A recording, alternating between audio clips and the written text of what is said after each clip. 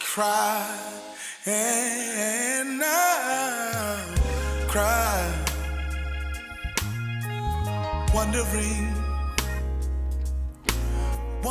On March 2nd, 2024, Joshua Maurice Grissom was called home.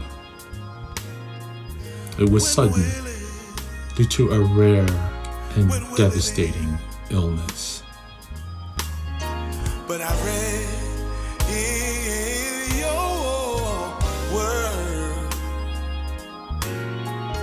weeping may endure for night. Oh, by joy, oh, by joy, oh, by joy. My name is Alexander Henry, and I am Lucia's grandmother and Joshua's great grandmother. And Joshua is in a better place now that the Lord took him home, and Lucia won't have to worry about him anymore. I'm Lucia Hennett, the daughter of Eugene Hall and Patricia Hennett. Was born and raised in Washington, D.C., where I met Joshua's dad, Marcy Avenue. And we got together, and he took me onto his mom and said, take her to church. Went to church, and got saved, and the first baby we had was Andre, and then Josh was conceived. I was considered a high-risk pregnancy.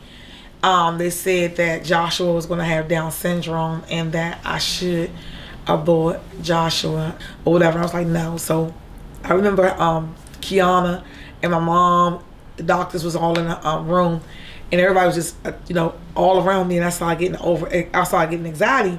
So God told me, Lucia, you have to take authority. And he said, you need to pray. So I prayed about Josh, and I touched my wound. I started giving God the word back about, about my birth.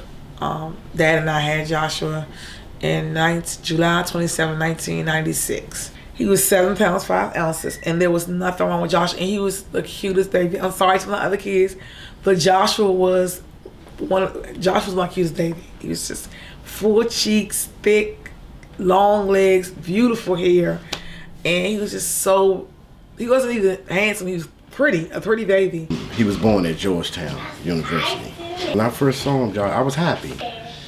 And it was like, because Dre was born, then Joshua came. But Joshua... I'm Cynthia Hennett. I am Joshua Grissom's oldest aunt from his mother's side. What I remember about Joshua is when he first came home from the hospital with his parents. He was a beautiful baby, but he was a cry baby. Oh my goodness, he used to cry so much, but he just wanted to be coddled. My sister was flustered. She was the new mom for the second time, and she had a little postpartum depression. And I used to say, just give him to me. And I would take him from my sister and just walk around the house and rock him. And between me and my uncle, we used to just pass him back and forth, and he would just calm down. When I had Josh, I read the Bible while he was in my stomach. So I read it a lot because I had left the streets alone.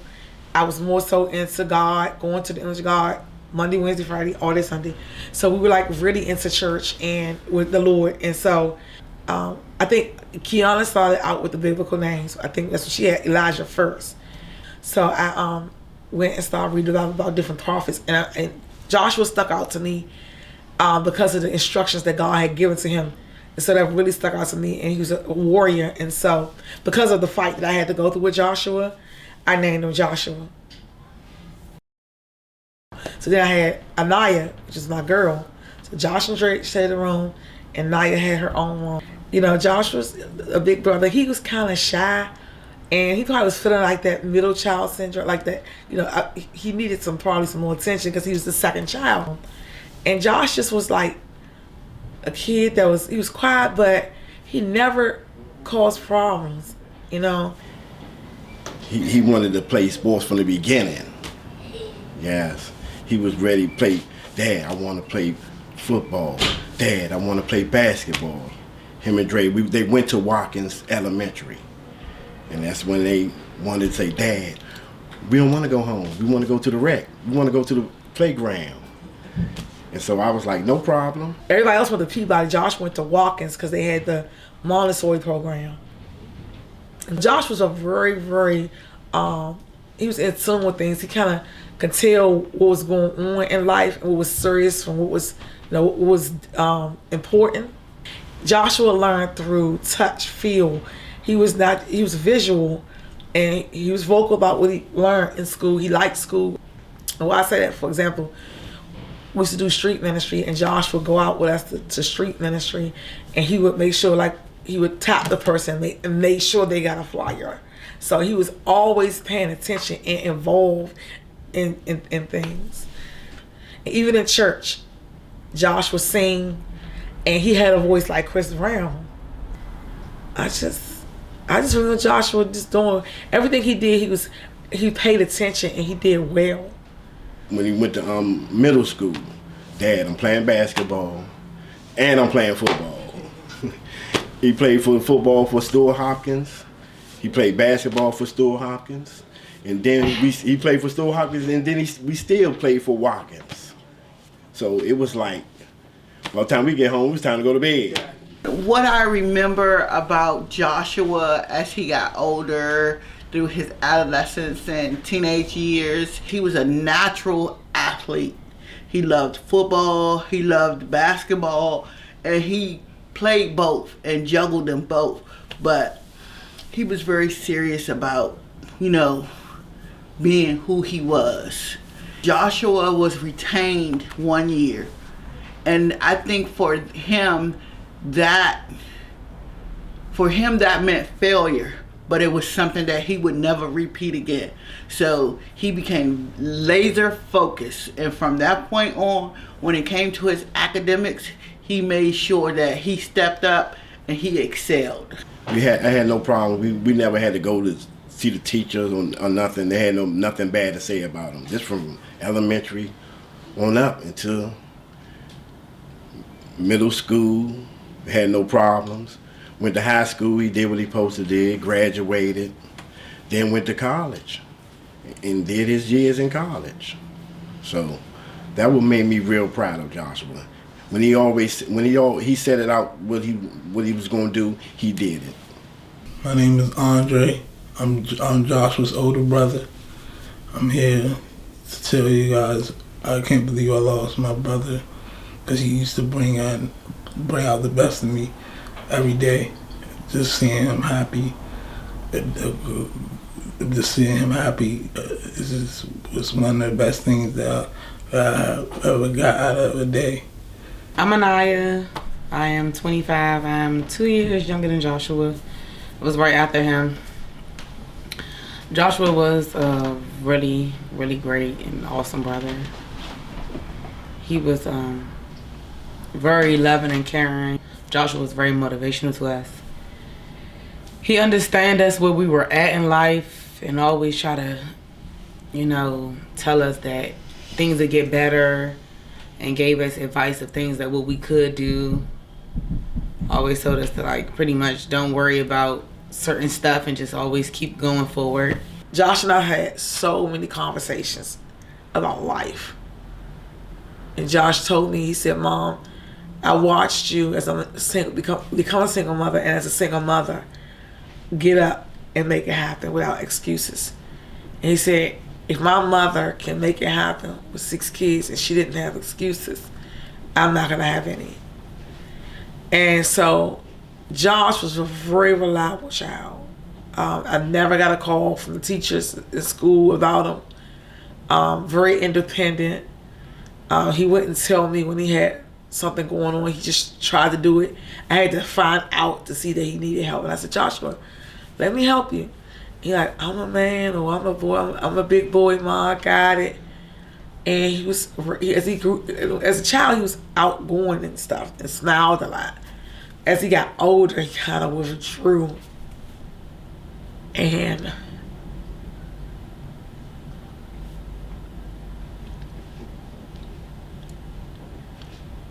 he started seeing life for what it was. Who's who, what's what, how unfair the life was. But I always told Joshua, you know, at the end of the day, if people that came before us were able to make things happen in spite of what they went through, I would talk to them about Harriet Tubman, Sojourner Truth, Marcus Garvey, just like pioneers that paved the way for us. In spite of the oppositions that they had, they became great men and women. And so Joshua, he took heed to the things I would say.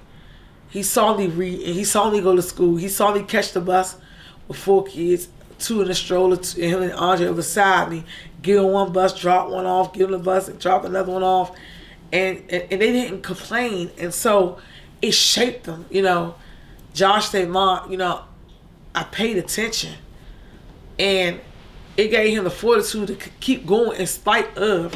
But as he got older, and even went in college, some things that I found out that Joshua went through, had experienced, like, he told me, you know, I found out from the kids, no, Mom, Joshua was sleeping in the library because he didn't want to say his dorm wasn't, his room wasn't ready. He held stuff because he wanted to present himself as a man. He was a great uncle to my 2 kids. I'm the only one with 2 kids. Him and Nyla and Dylan were very close. Josh used to always eat their fruit snacks. Hi, Uncle Josh. Hi, Uncle Josh. You used to like to eat out fruit snacks. He came over my house pretty much almost every day. He used to always be like, "What's up, fool?" I used to be like, "Hey, Josh, get out my cabinet." My name is Madison, or Maddie. I'm 24 years old. I'm Joshua's baby sister. This is really hard, but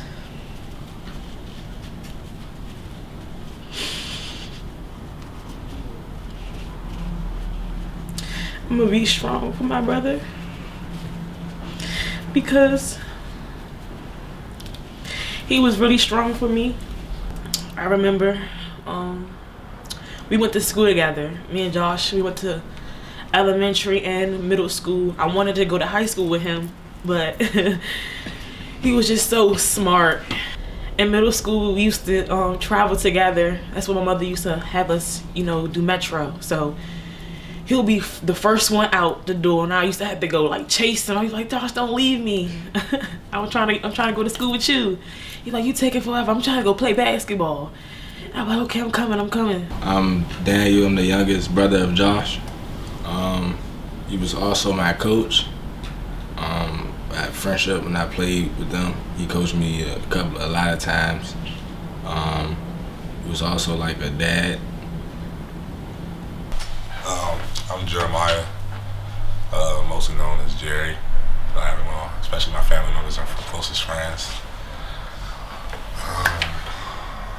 My older brother Joshua was a very important person in my life, I would say. Josh kind of took on a big role within our family, I would say. He really just, you know, wanted to be there for everyone, and he always made sure that his little brothers were safe and doing the right thing, and always uplifting us and giving us great advice just on life. in general? Yeah, he was a hard worker. He always worked hard for what he did. He'd make it even if you have to stretch. He was a good dude. We used to live together. Sometimes being in an apartment, it feel like he about to walk out of his room. Or I can just knock on his door and be like, "What you doing?" Or he about to knock on my room door to check on me.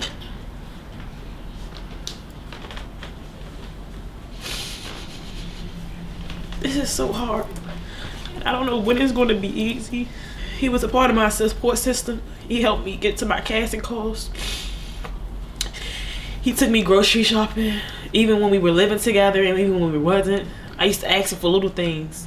He used to be the person and be in charge of, getting tissue, dish detergent, paper towels. And when he had to leave, I was like, dang, I ain't got no tissue, I ain't got no paper towels, what's going on? And I was like, oh, Josh used to do that, always. Josh was always been my superhero. When I needed him the most, used to be times where I used to just keep stuff to myself and he'd just come out the blue and just be like, oh, Naya, I couldn't lie to him. I used to try to act like I was okay.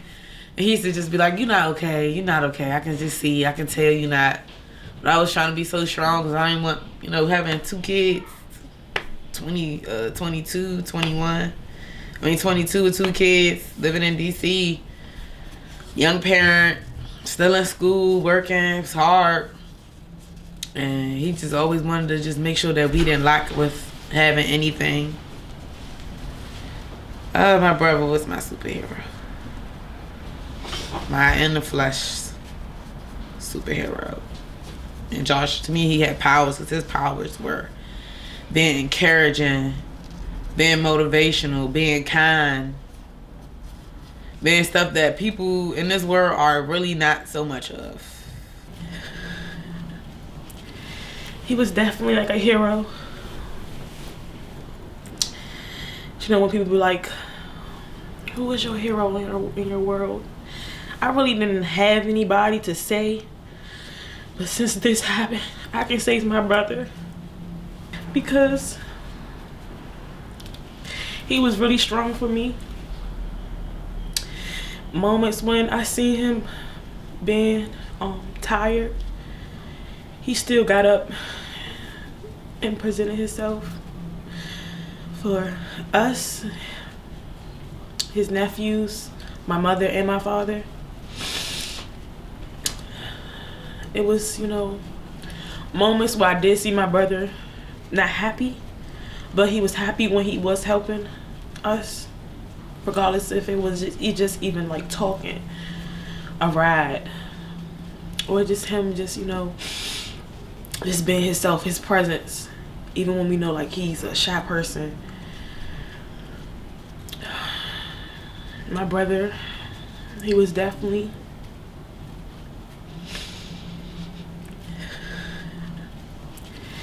like a hero. Yeah, when he was coaching me, he used to me and him used to have talks, and on the court, just me and him talking about what should I should do. And I remember it was one play, I forgot what happened, but he used to tell me that nobody can he said nobody can get me out of my game but me.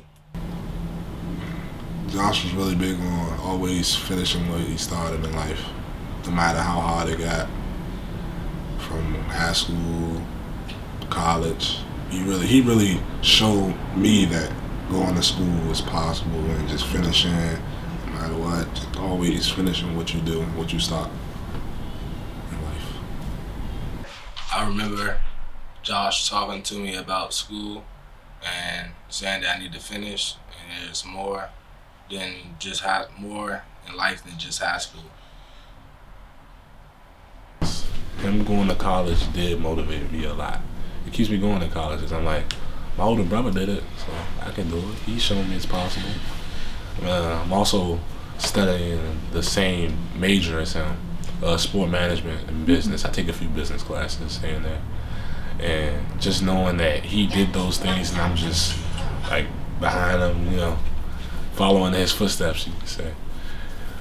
Just brings joy to me, you know, doing something that he did. And he showed me it's possible, so I can't wait till I'm able to walk across the stage and just be like, Josh, I did it for you. And I did it for the family.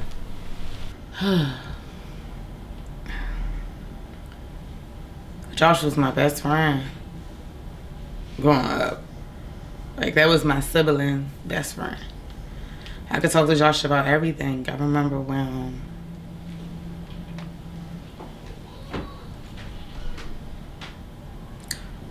Josh went to college. And he used to call me every day after I had an island. He used to always ask me, was we good and did we need anything? And I remember one time I told him we was okay. He had came home from spring break and he saw, or winter break, I can't remember which one it was. And he saw that I wasn't good. He just gave me all this money and was like, I ain't have to worry about it. And I was like, no, I'm gonna pay you back. You in school? He was like, nope, you good. He's always just provide for me and his nephews. He never complained. That what really made him special. He never really complained. Only time he complained, like if he was hurt, he was like, "Dad, my shoulder, no, I can't do it right now. So you need to take me to the doctor." So that's what really most. He never complained. I'm Mason. I'm Josh's youngest cousin. And what I remember about Josh is when I was younger, you know, every time I came to my aunt's house, he was always just in a good spirit, always playing the game, cracking jokes with Jeremiah and Daniel. And every time we came over, it was always just be funny. And Josh was a good dude. You know, like last summer, he always used to come get me so we can go up Friendship and play basketball with Jeremiah. And he would always, like, you know, try to get me involved with Jeremiah and Daniel, because those were my big cousins. And he kind of treated, even though he was my cousin, he kind of treated me like a little brother.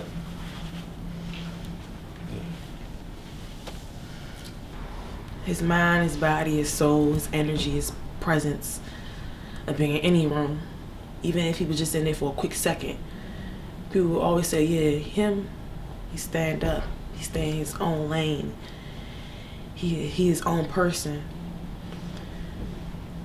Some people that were older than him say, I looked up to him.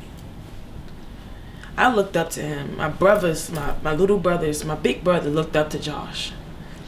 He was a strong man. Even at his last moments, he was strong. And I seen it. I prayed and I prayed and I prayed.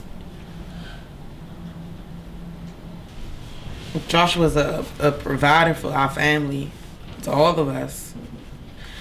He always made sure if we needed something or if we needed to go somewhere, if he could take us, he'll take us. Or even if he ain't want to take us, he'll take us. And we complain about it and then be like, oh, my family, I gotta make sure they're okay.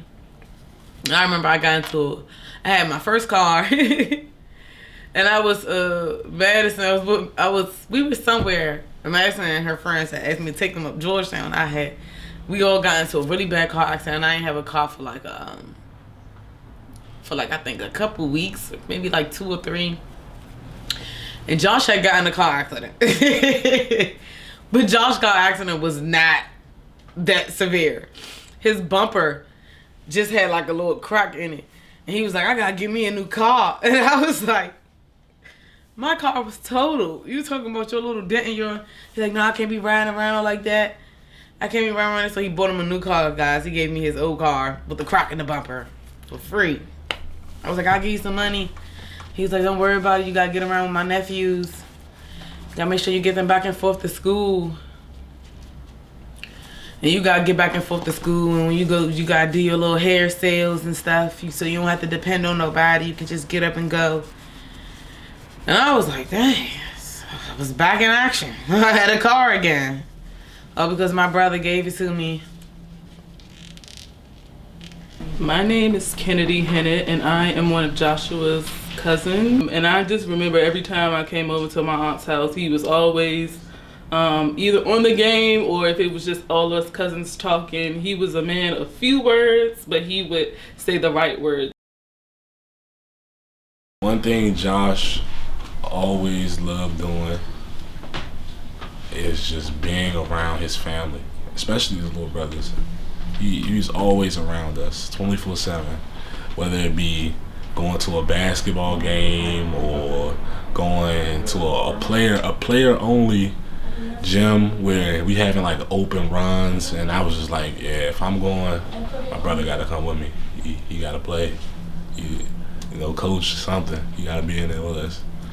And Josh enjoyed those things. He really enjoyed, you know, playing basketball with us. You know, that way keeping him active. You know, he's just always there.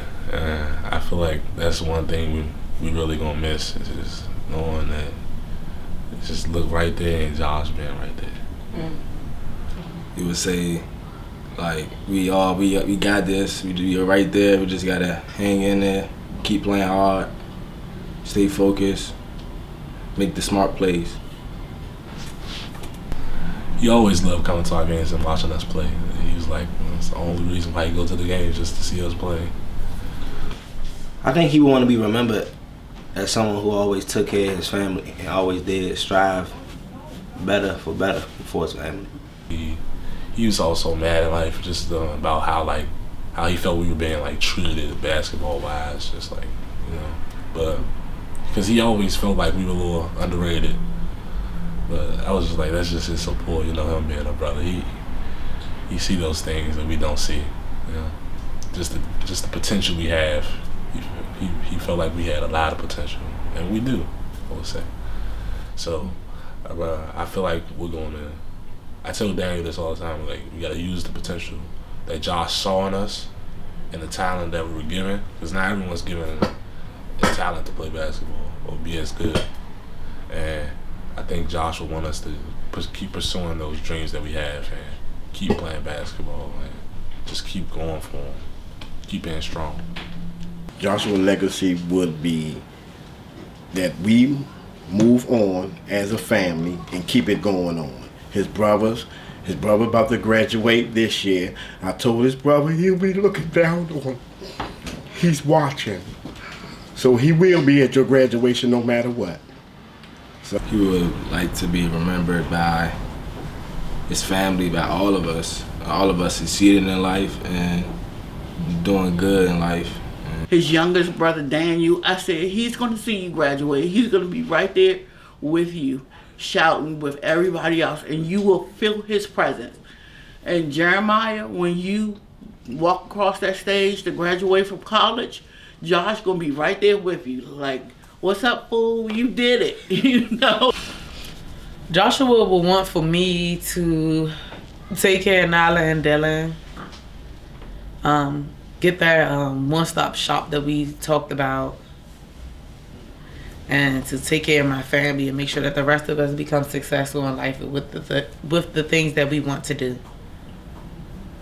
to accomplish our dreams, and no matter when stuff get hard, to keep going.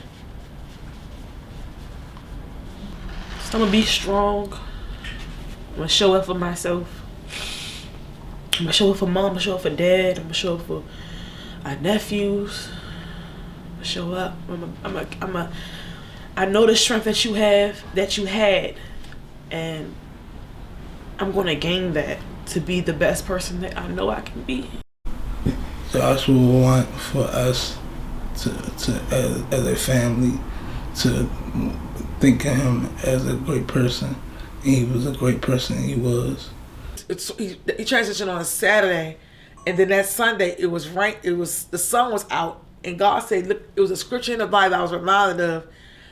God said He did it for Joshua. It was the only time He was going to do it. He let the sun. Josh asked God to let the sun stay still, and God allowed the sun to stay still from morning to night. He said He'll never do that again. But that Sunday, the lights shined on my house, and I remember that scripture. And I said, that's my son. So God shine on my mother and my brothers and sisters. Anytime there was a game and then he was looking forward to us playing the game because he would know some players on the other team like, oh, this gonna be a good game, and it would rain. He would just be mad. Joshua hated it. He'd be like, I hate the rain. I wanted to see y'all play today. That sounds just awesome. He's a superstar. I'll never let him go. Because I know that's why I promise I'm going to live right. I'm going to see my son again. They're going to see their brother again. And I told him, just live right. Get to know God for yourself. Because God don't got no grandchildren. I tell Josh, God don't got no grandchildren. You got to know God for yourself. I can't carry you to Christ. You got to do it for yourself. So I've been buying my kids Bibles from day one. I made sure everybody got a Bible. Every holiday, something that's scriptures. I sent them scriptures every morning. Sent prayers to them via text. We prayed together. I anointed their head with oil. We rebuked the enemy of mental health. The enemy fought us hard all our life. We're fighting the devil all my life. The enemy tried to take us out, but God has kept us. And I'm grateful. So I want to say to Joshua, son, I love you. And you have pushed me to my purpose. Like, I'm really ready. Thank you. Thank you for the years that you gave me. I'm grateful. I'm grateful. I'm gonna miss you. But I thank you for being a great son.